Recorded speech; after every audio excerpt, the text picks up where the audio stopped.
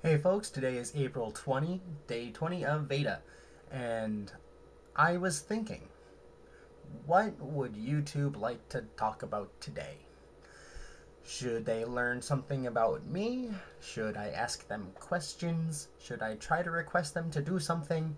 I don't know.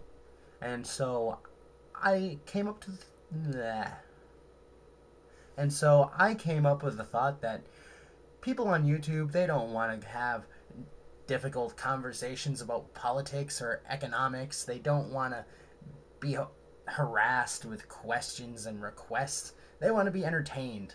They want to watch music videos about weekends that end up being terrible. They want to watch videos about cats and how many ways you can love them. They want to watch slightly obese teenagers dance to Romanian songs and watch unicorns go on horrible adventures. So today, I will simply entertain you with a story. A story about a 12-year-old boy and a mystical adventure that he has in his little town. So one day, as I was walking across the street to reach the bus stop, I realized I had forgotten my homework.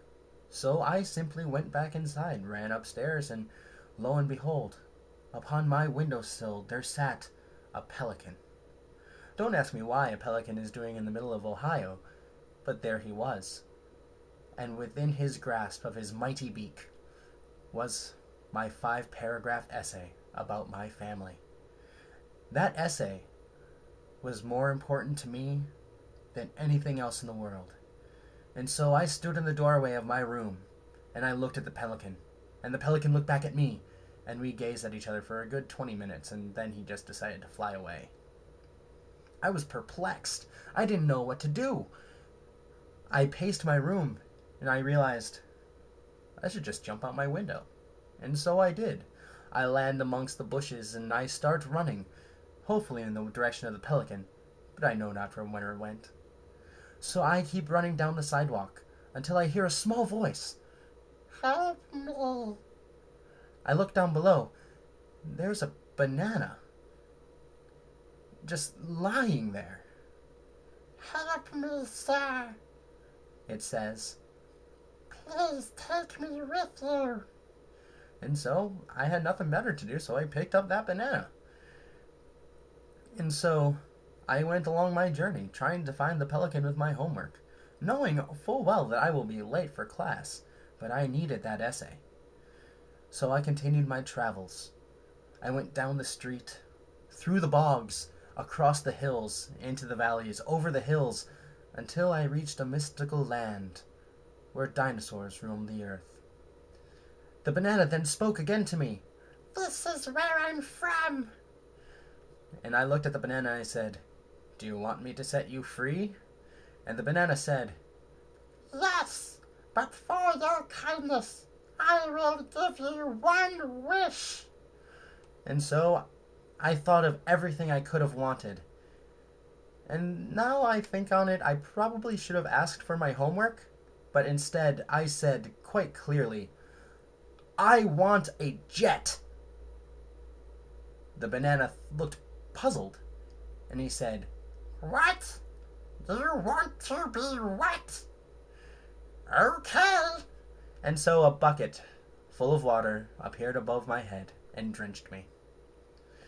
The magical banana then disappeared and was replaced with a pile of Swedish fish, which I kind of appreciated a little bit more than my granted wish. In any case, I continued on. I found a river of lava, some partying stegosauruses. They were kind of cool. One was named Jeffy. I think he's my friend or something. I don't know. In any case, I climbed the tallest mountain in hopes that the pelican may be there. Atop this mountain I found not but a single dinosaur. A little thing. I don't even know what it was. It looked kind of like a chicken, but with scrawny little legs. And it was wearing a top hat and was wearing a monocle. I looked at it and I said, hey, you look funny. Then he bit my ankle. I didn't know what to do then, so I was like, hey, do you know what happened to this pelican that took my homework? I don't think it could speak, but it did point. So I went over to where it pointed, and hey, there is the pelican sitting on a rock with my homework. And I said, hey, pelican, give me back my homework. And the pelican said, why? And I said, 'cause I need it. And the pelican said, well, why didn't you say that in the first place instead of trying to win that stupid staring contest? And I was like, oh, I guess you have a point. Can I have my homework now? He said, sure, why not? And so I took it and I went back down the mountain, went through the valleys, through the forest, across the bog. I think there were hills involved, but I think I got lost somewhere and I bought an ice cream cone. In any case, I ended up back at school, scratched and bruised, covered in dirt, holding the remnants of my essay. And I looked at my teacher and I said, sir, here's my homework. I'm sorry I'm late, but you wouldn't believe the story.